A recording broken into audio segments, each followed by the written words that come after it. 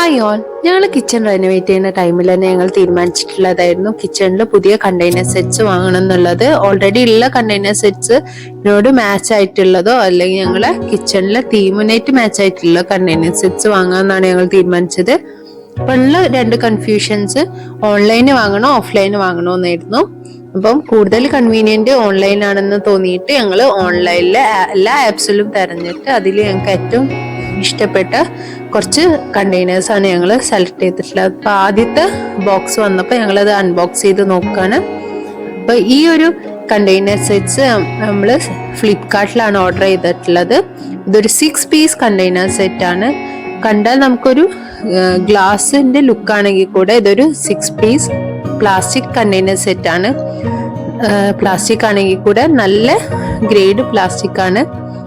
Feel തൊട്ടാൽ നമുക്ക് അതൊരു ഗ്ലാസിന്റെ ഫീലാണ്. അതേപോലെ തന്നെ കാണാനും അത്യാവശ്യം നല്ല ഒരു ലുക്കുള്ള ഒരു കണ്ടെയ്നർ സെറ്റ് ആണ്.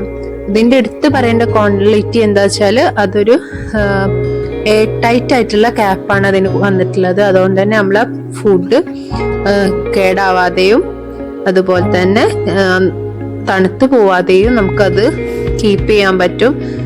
എല്ലാ 6 പീസസും ഒരേ സൈസിലാണ് വന്നിട്ടുള്ളത്. നമ്മൾ വിചാരിച്ചതിനേക്കാൾ സൈസ് കുറച്ച് കുറഞ്ഞു പോയിട്ടുണ്ട്. ഇതിൽ കൂടെ നമുക്ക് കാണാനും നമുക്ക് യൂസ് ചെയ്യാനും അത് നല്ല കൺവീനിയന്റ് തന്നെയാണ്.